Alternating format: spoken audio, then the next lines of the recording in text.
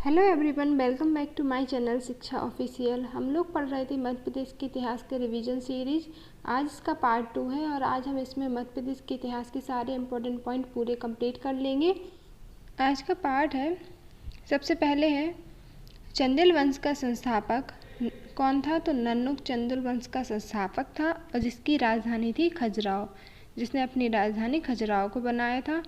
इसके बाद है बागपति के पुत्र जयशक्ति, जिसे हम जैजा के नाम से भी जानते हैं, और इसी के नाम पर बुंदेलखंड का नाम जैजाक भुक्ति पड़ा। तो बुंदेलखंड का प्राचीन नाम जैजाक भुक्ति था, जो कि बागपति के पुत्र जयशक्ति या जैजा के नाम पर पड़ा। और चंदेल शासक यशोवर्मन ने खजुराहो में चतुर्भुज मंदिर और लक्ष्मण मंदिर का निर्माण कराया था। तो चंदेल शासक यशोवर्मन ने खजुराहो में चतुर्भुज मंदिर और लक्ष्मण मंदिर का निर्माण कराया था। इसके बाद है चंदेल वंश का सबसे प्रतापी शासक था धंगदेव, जिसने कि अपने समय में मुस्लिम आक्रमणकारी सुबुक्तगीन आया था, जिसे जयपाल की सहायता करके धंगदेव ने हरा दिया था। और धंगदेव ने खजुराहो में पार्श्वनाथ मंदिर और विश्वनाथ मंदिर का निर्माण कराया तथा अपनी राजधानी परिवर्तित की। इसने अपनी राजधानी कालिंजर से खजुराहो स्थानांतरित की धंगदेव ने। इसके बाद है चंदेल शासक गणदेव ने खजुराहो में जगदम्बे मंदिर और वैष्णव मंदिर का निर्माण कराया तथा चित्रगुप्त मंदिर का निर्माण कराया। इसके बाद है चंदेल शासक विद्याधर ने कंदरिया महादेव मंदिर का निर्माण कराया, जिसकी तुलना लिंगराज मंदिर उड़ीसा के लिंगराज मंदिर से की जाती है। कंदरिया महादेव मंदिर खजुराहो, इसकी तुलना लिंगराज मंदिर उड़ीसा से की जाती है। नेक्स्ट है चंदेल वंश के अंतिम शासक कौन था। तो परमल था या परमर्दी देव, जिसके समय में अजमेर के राजा पृथ्वीराज चौहान ने आक्रमण किया था। इसके बाद है गुर्जर प्रतिहार वंश का शासक था नागभट्ट, जिसने अपनी राजधानी उज्जैन को बनाया था, और इस वंश का सबसे प्रतापी राजा मिहिरभोज था। गुर्जर प्रतिहार वंश का सबसे प्रतापी राजा मिहिरभोज था। और परमार वंश का संस्थापक था कृष्णराज, या इसे हम उपेंद्र राज सियक या श्रीहर्ष के नाम से भी जानते हैं। तो परमार वंश का संस्थापक था कृष्णराज, जिसने अपनी राजधानी उज्जैन को बनाया था। परमार शासक बैरी सिंह द्वितीय ने अपनी राजधानी उज्जैन से धार स्थानांतरित की थी। इसके बाद है बागपति मुंज ने धार में मुंज सागर झील का निर्माण कराया था।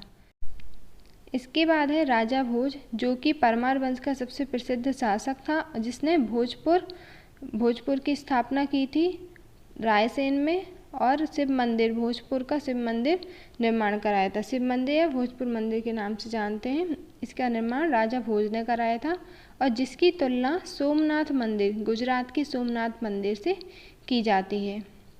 इसके बाद है राजा भोज ने नव विक्रमादित्य या नव शशांक की उपाधि धारण की थी। तो नव शशांक या नव विक्रमादित्य की उपाधि किसने धारण की थी। तो राजा भोज ने।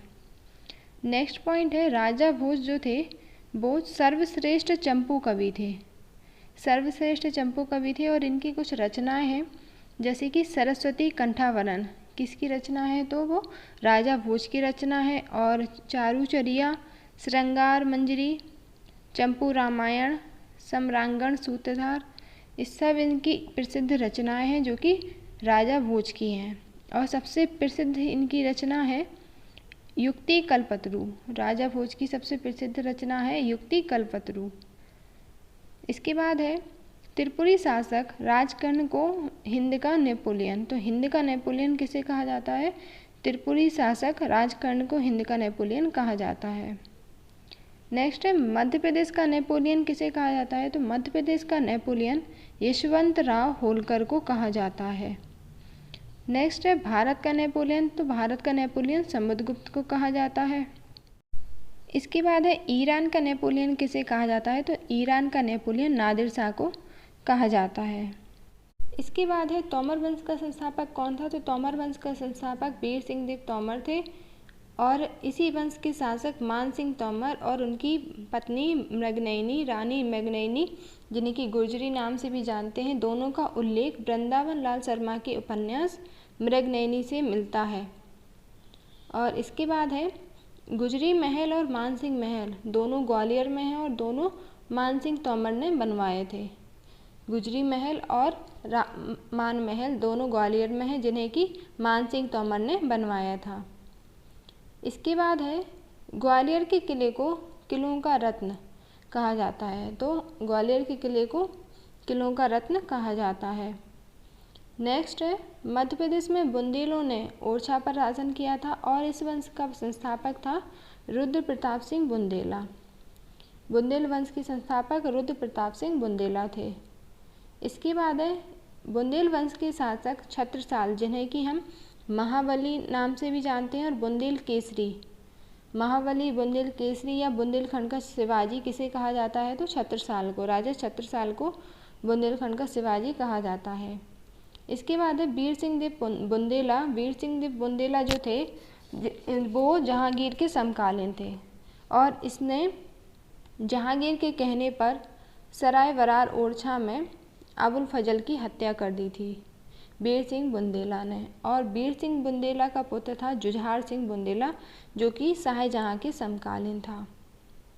इसके बाद है बुंदेलखंड में हरदौल की समाधि कहाँ है? तो हरदौल की समाधि दतिया में स्थित है।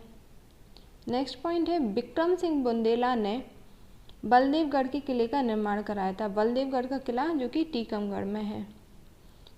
तो विक्रम सिंह बुंदेला ने बलदेवगढ़ का किला निर्माण कराया था और अपनी राजधानी ओरछा से टहर टीकमगढ़ स्थानांतरित की थी। नेक्स्ट है बघेलखंड राज्य के संस्थापक थे बीसल देव और भीमल देव। ये दोनों भाई थे और जो कि गुजरात से आए थे, बघेलखंड के संस्थापक थे। और बघेलखंड के शासक रामचंद्र देव जो कि अकबर के समकालीन थे और इनकी राजधानी थी बांधवगढ़ उमरिया। बांधवगढ़ उमरिया इनकी राजधानी थी। और रामचंद्र के दरबार में ही रामतनु पांडे रहते थे, जिन्हें कि हम तानसेन नाम से जानते हैं। और इन्हें तानसेन नाम रामचंद्र ने ही दिया था। सॉरी, यहाँ पे मिस्टेक हो गई है, यहाँ पे रामतनु नहीं होगा, ये रामचंद्र होगा। रामचंद्र ने ही इन्हें नाम तानसेन नाम दिया था रामतनु पांडे को। और अकबर ने जलाल खां फोरची को भेजा था रामचंद्र के दरबार में तानसेन को निमंत्रण के लिए, तानसेन को अपने दरबार में बुलाने के लिए। और तानसेन के गुरु थे मोहम्मद गौस, जिनका मकबरा ग्वालियर में है, जो कि अकबर ने बनवाया था। इसके बाद है बघेलखंड के शासक अनूप सिंह ने बांधवगढ़ से अपनी राजधानी रीवा स्थानांतरित की थी। बांधवगढ़ से अपनी राजधानी स्थानांतरित की थी रीवा। और इसके बाद है गोविंदगढ़ महल, जो कि रीवा में है। ये बघेलखंड के शासक रघुराज सिंह ने बनवाया था, गोविंदगढ़ महल रीवा में। इसके बाद है राजा मार्तंड सिंह जो थे, इन्होंने पहली बार सफ़ेद बाघ को देखा था रीवा के अंदर और इन्होंने गोविंदगढ़ में इसे रखा था, सफ़ेद बाघ को गोविंदगढ़ किले में रखा था, जिसका कि नाम था, इस बाघ का नाम था मोहन। इस बाघ का, सफ़ेद बाघ का नाम था मोहन। इसके बाद है मोहम्मद गौरी और कुतुबुद्दीन ऐबक ने मिलकर ग्वालियर पर हमला किया था तथा ग्वालियर को जीत लिया था। हर एक पॉइंट यहाँ पे मोस्ट इम्पॉर्टेंट है, तो प्लीज़ अच्छे से पढ़िएगा। नेक्स्ट पॉइंट है 1203 ईस्वी के लगभग कुतुबुद्दीन ऐबक ने चंदेल राजा परमर्दी देव पर आक्रमण किया था। और इसके बाद है 1231 ईस्वी के लगभग इल्तुतमिश ने महाकालेश्वर मंदिर को लूटा था, जो कि उज्जैन में है, तथा बाघ देवी की, यहाँ से बाघ देवी की मूर्ति चोरी की थी। बाघ देव की मूर्ति चोरी की थी इल्तुतमिश ने 1231 में। इसके बाद है 1295 ईस्वी के लगभग जलालुद्दीन फिरोज खिलजी ने ग्वालियर में गुंबद नुमा रेस्ट हाउस का निर्माण कराया था। नेक्स्ट है अलाउद्दीन खिलजी ने मंदसौर किले पर हमला कर तपेश्वर महादेव को लूटा था। तपेश्वर महादेव मंदिर जो कि मंदसौर में है। और इसके बाद है 1344 ईस्वी में मोहम्मद बिन तुगलक ने अपनी राजधानी जब वो परिवर्तन करने के लिए देवगिरी जाते हैं तब रास्ते में धार में रुकते हैं और धार के अंदर धार में किले का निर्माण कराते हैं। तो धार के किले का निर्माण किसने कराया था? मोहम्मद बिन तुगलक ने धार के किले का निर्माण कराया था। इसके बाद है इन्होंने मोहम्मद बिन तुगलक ने धार में कालका मंदिर, अब्दुल शाह चंगेज महल और खरबूजा महल भी बनवाया था मोहम्मद बिन तुगलक ने। इसके बाद है बटियागढ़ अभिलेख जो कि दमोह से मिलता है। बटियागढ़ अभिलेख से हमें पता चलता है तुगलक वंश के बारे में। और इसमें और बटियागढ़ अभिलेख से हमें एक और चीज़ पता चलती है कि दिल्ली का पुराना नाम क्या था? जोगनीपुर। दिल्ली का पुराना नाम जोगनीपुर हमें बटियागढ़ अभिलेख से पता चलता है।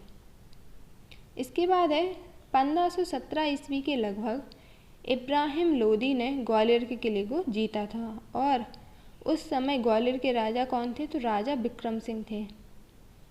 1517 ईस्वी में ग्वालियर के राजा विक्रम सिंह थे और इब्राहिम लोदी ने ग्वालियर के किले को जीता था। इसके बाद है 1722 ईस्वी के लगभग बाजीराव प्रथम ने मालवा पर पहली बार आक्रमण किया था और दूसरी बार 1724 में चौथ के लिए आक्रमण किया था और तीसरी बार 1728 में मालवा पर आक्रमण किया था, जिसमें कि भोपाल के निजाम की हार हो जाती है। इसके बाद है बाजीराव प्रथम और निजाम के बीच 1738 ईस्वी के लगभग दुरई की संधि होती है, जिसमें संपूर्ण मालवा और चंबल क्षेत्र और नर्मदा क्षेत्र के बीच की भूमि बाजीराव प्रथम को दे दी जाती है और मालवा पर मराठों का शासन शुरू होता है। इसके बाद मालवा पर मराठों का शासन शुरू होता है। नेक्स्ट पॉइंट है, परंतु मोहम्मद शाह ने यह स्वीकार नहीं किया था और जयसिंह के सहयोग से 1741 ईस्वी में संधि द्वारा मालवा पेशवा को दे दिया गया और मराठों का अधिकार हुआ। और 1741 ईस्वी के लगभग मालवा पेशवा को दे दिया गया और फिर मराठों का इस पर अधिकार हुआ। नेक्स्ट पॉइंट है, पेशवा ने सन 1737 के लगभग भोपाल में निजाम को हराकर सीहोर और होशंगाबाद का क्षेत्र अपने अधीन कर लिया था। इसके बाद है 1857 की क्रांति। मध्य प्रदेश में 3 जून 1857 नीमच छावनी से शुरू होती है। नीमच से 1857 की क्रांति शुरू होती है 3 जून 1857 से। इसके बाद है 1857 की क्रांति में मध्य प्रदेश में कौन किस जगह से नेतृत्व कर रहा था, तो उनको देख लेते हैं। सागर छावनी से मध्य प्रदेश में शेख रमजान ने नेतृत्व किया था। और इसके बाद है 1 जुलाई 1857 के लगभग सदाअत खां के नेतृत्व में होलकर नरेश की सेना ने महू छावनी में विद्रोह किया था। इसके बाद है मंडलेश्वर, सेंधवा और बड़वानी में भीम नायक ने नेतृत्व संभाला था। तो मंडलेश्वर बड़वानी से कौन नेतृत्व कर रहे थे, तो भीम नायक। इसके बाद है मंडला का नेतृत्व कौन कर रही थी, तो मंडला का नेतृत्व रामगढ़ की रानी अवंती बाई ने किया। इसके बाद है गढ़मंडला के शंकर शाह और रघुनाथ शाह तथा राघवगढ़ के राजा सूरज प्रसाद ने महाकौशल से विद्रोह किया। नेक्स्ट पॉइंट है 1885 के लगभग 1885 ईस्वी में भारतीय राष्ट्रीय कांग्रेस की स्थापना होती है। इसके बाद 1891 में कांग्रेस का 7वां अधिवेशन नागपुर में हुआ। इसके बाद है 1916 ईस्वी में सिवनी में सत्याग्रह शुरू होता है। और इसके बाद है मध्य प्रदेश में ढूंढीराज जाटव और अब्दुल गफ्फार खान ने खिलाफत आंदोलन शुरू किया था। खिलाफत आंदोलन को संगठित किया था ढूंढीराज जाटव और अब्दुल गफ्फार खान ने। इसके बाद है असहयोग आंदोलन का नेतृत्व मध्य प्रदेश में सेठ गोविंद दास, पंडित द्वारका प्रसाद और ठाकुर लक्ष्मण सिंह, पंडित रविशंकर शुक्ल ने किया था। नेक्स्ट है 1923 ईस्वी के लगभग जबलपुर में झंडा सत्याग्रह शुरू हुआ। इसके बाद है सिवनी में दुर्गा शंकर मेहता ने गांधी चौक पर नमक बनाकर नमक कानून तोड़ा और सत्याग्रह शुरू किया। सिवनी में दुर्गा शंकर मेहता ने। नेक्स्ट है सिवनी के आदिवासियों ने वन सत्याग्रह 1930 के लगभग वन सत्याग्रह शुरू किया। नेक्स्ट है घोड़ा डोगरी जगह से वन सत्याग्रह का नेतृत्व राजन सिंह कोरकू ने किया। इसके बाद है 1939 के लगभग जबलपुर से पहले व्यक्तिगत सत्याग्रही विनोबा भावे बने। इसके बाद है 15 अगस्त 1947 में मध्य भारत की रियासतों को मिलाकर मध्य भारत राज्य बना दिया जाता है और 1 नवंबर 1956 को मध्य प्रदेश का गठन होता है और 1 नवंबर 2000 को मध्य प्रदेश का लगभग 30.47% हिस्सा अलग हो जाता है, जो कि छत्तीसगढ़ के रूप में अलग हो जाता है। छत्तीसगढ़ और मध्य प्रदेश से छत्तीसगढ़ भाग अलग हो जाता है। तो यहाँ पे आज हम लोगों ने मध्य प्रदेश के इतिहास के मोस्ट इम्पॉर्टेंट पॉइंट यहाँ कवर कर लिए हैं, जिससे आप अपना कंप्लीट रिवीजन कर सकते हैं। और यदि वीडियो आप लोगों को अच्छी लगी है तो प्लीज़ लाइक कर दीजिए। Thank you for watching.